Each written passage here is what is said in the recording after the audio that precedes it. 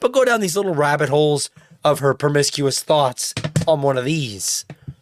So it's not even a matter, I mean, there's truth to that, but the real thing is like a character issue. It's a character flaw. And it's something that this young man should have seen. This guy should have seen this from the beginning. Just me, but if that girl behaved that way in the beginning, even remotely wishy-washy like that, my spidey senses would have gone off and I'd have been like, look, this shit ain't gonna fly. I don't know what the hell you're doing. You're acting weird though. You're acting weird. So you need to get your shit and go to your mom's. It sounds like this guy, as great as he was a bit of a, beta, for lack of a better term. What other term do you guys want to use? He was a pushover. It's easier for these dudes to talk this big game because they're not in the game. It's like this, guys. It's like, imagine you're in a football game. You guys are out there, us married guys, right? The guys that are out there actually trying to commit, trying to build something, right, with somebody. We're out there taking the shots. We're out there taking the risk. These red pillars, what they're pretty much doing is being cheerleaders on the sideline.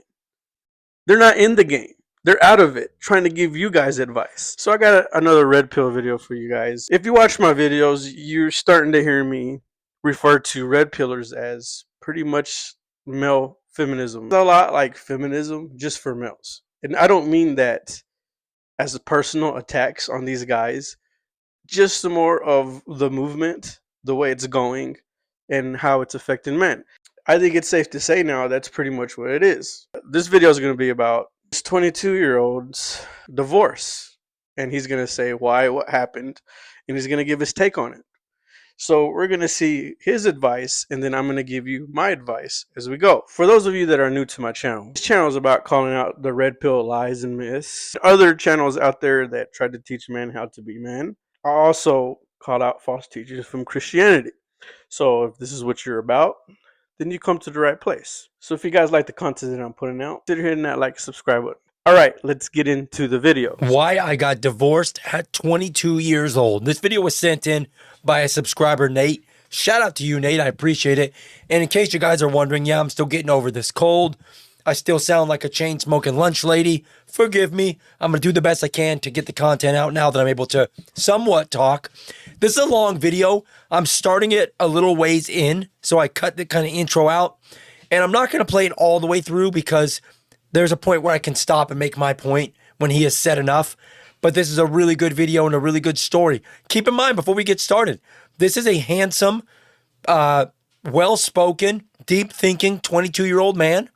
He has a decent job, it sounds like. Any woman would be relatively lucky to have this guy, right? All right, guys. Look, maybe this is just my opinion, but that's kind of what women do, guys. No personal attack on this guy.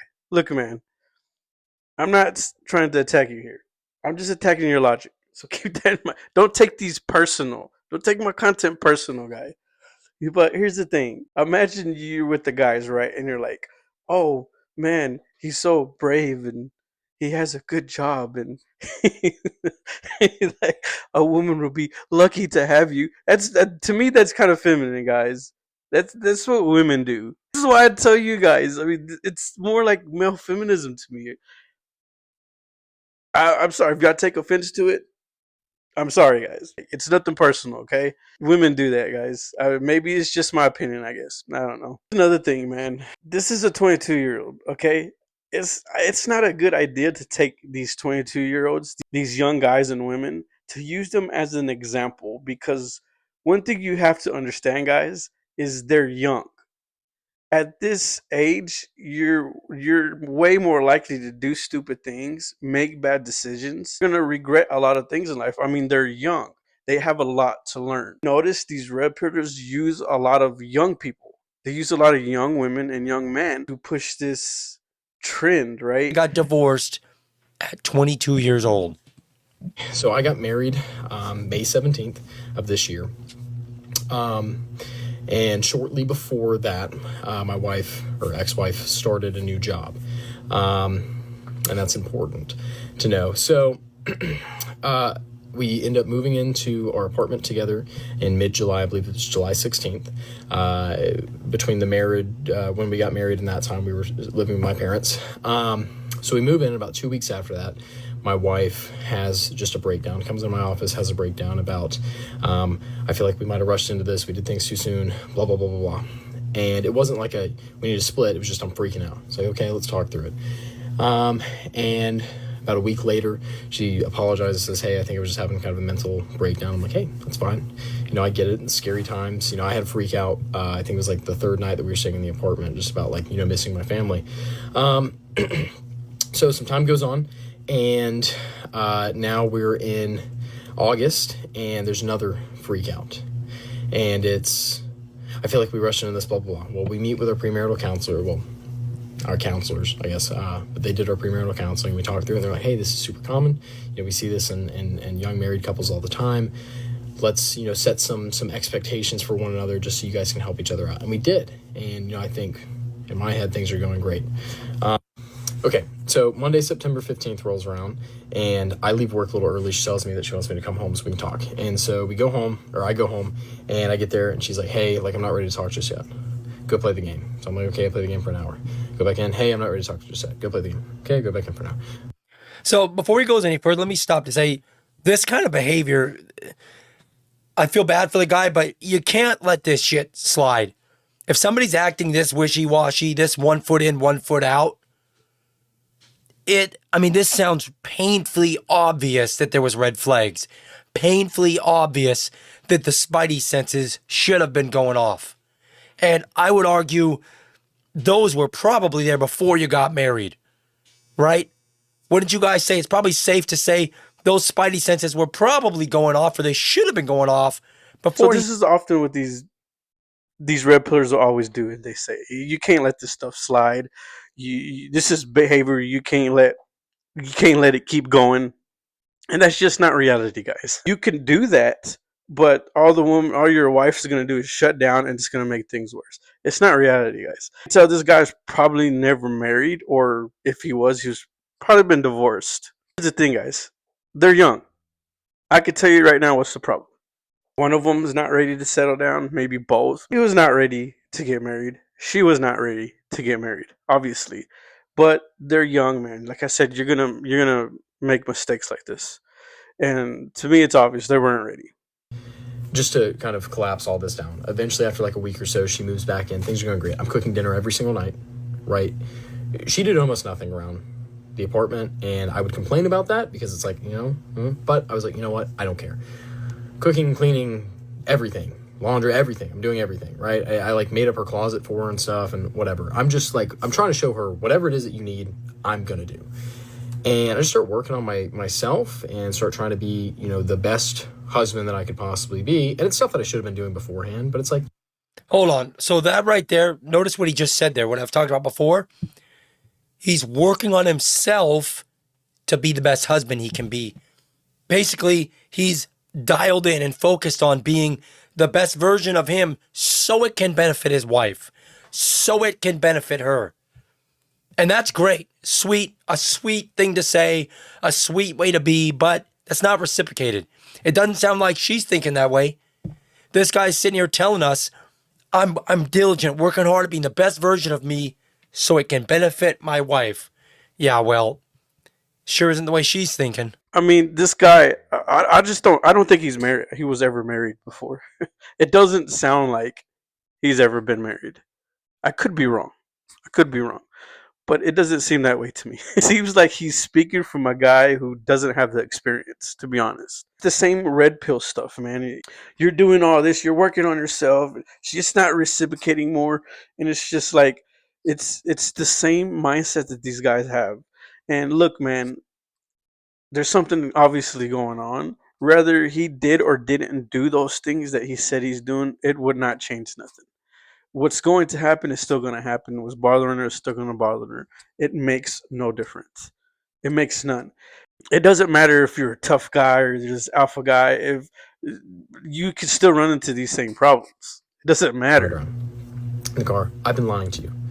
I've been doing X, Y, and I go, have you been cheating? And she looks at me, yeah.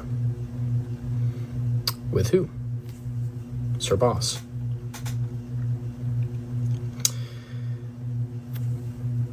So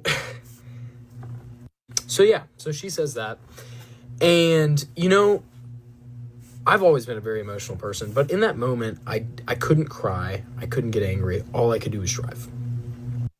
So again, I'm going to link the original video in the description so you can watch it in its entirety. I don't need to let it play any more than it needs to for me to make my point. Ends up, she's sleeping with her boss. And I got a lot of you guys that reach out to me and we talk about these kind of things, and you say women shouldn't even be in the workforce because there's always cheating going on, and most cheating is done with a coworker or a boss or something of that nature. And I get it. That's fair. But you know how many people I talk to that are the other end of that extreme? They say, hey, I am this major breadwinner that's balling out of control so much to where she doesn't have to work. She can stay home. And that can be even worse because now she's at home with nothing to do but explore her smartphone. You think a promiscuous woman in a workplace is bad? Try having a promiscuous woman at home by herself in a house that you're paying for, bored out of her mind, with nothing to do. Just don't be with women, guys. Just don't. At this point, you might as well just tell men not to be with women. But go down these little rabbit holes of her promiscuous thoughts on one of these. So it's not even a matter, there's truth to that, but the real thing is like a character issue. It's a character flaw. And it's something that this young man should have seen. This guy should have seen this from the beginning. It sounds to me like she's out to lunch. It sounds to me like this girl was 1 foot in, 1 foot out the entire time. Just me, but if that girl behaved that way in the beginning, even remotely wishy-washy like that, my spidey senses would have gone off and I'd have been like, look, this shit ain't gonna fly. I don't know what the hell you're doing. You're acting weird though. You're acting weird. So you need to get your shit and go to your mom's. Like, you need to figure this out because this feels weird. It feels like something's going on here. I would have known that from the start.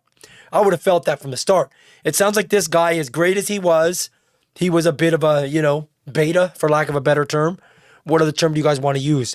He was a pushover. He was giving her way too much, room to fool around. Here's the thing, guys. Here's the thing, man. That's a lot to unpack. Gosh, where do I even start? Here's his advice, pretty much, right here. This is it right here. That wouldn't have happened to me. I'm an alpha. I'm this tough guy. You're a beta. You're weak. There you go. That's pretty much what he just taught. This is red pill teaching. All these red pillars are exactly the same. Their talking points are exactly the same. It's easier for these dudes to talk this big game because they're not in the game. It's like this, guys. It's like, imagine you're in a football game. You guys are out there, us married guys, right? The guys that are out there actually trying to commit, trying to build something, right, with somebody. We're out there taking the shots. We're out there taking the risk. These red pillars, what they're pretty much doing is being cheerleaders on the sideline. They're not in the game. They're out of it, trying to give you guys advice because they don't want to take the risk. You see what I mean? So it's easier for these guys to talk a big game while they're sitting on the bench keeping it warm. That's the easy thing to do. That's easy. A beta and all this. They always do that. You're a beta because no, he's not a beta, guys. He's not a weak man. This young man right here is not weak. He's not a beta. He's not all this that these red pillars will call him, right? He's not. He's a young man. All right. He's young. He's got a lot to learn. He's got a lot of experience to gain, right? And that happens. That happens to all of us, man. We were all young and dumb too, right? Hopefully he don't turn into the red pillars after this, because a lot of them turn into this when stuff like this go wrong. They turn into these guys' advice because they've gotten hurt so much and they're all vulnerable now. As soon as these young guys that go through their trials at a young age, heartbreak, a bad marriage or something that is challenging or something that they failed at, we automatically want to play victim. We want to teach them to play victim. You're going to go through these trials, right? But this should not make you a bitter man. This should make you a better man. You got to learn from this, right? Now that you've been through this, look at how you could have seen things better. What could you have done better? How could you have seen the signs early? These red pillars think It's a one size fits all, right? It's one formula that works for everybody, and it's not like that. Every marriage is going to be different. Every man and woman's going to be different. I can't tell you one thing and apply it to everybody.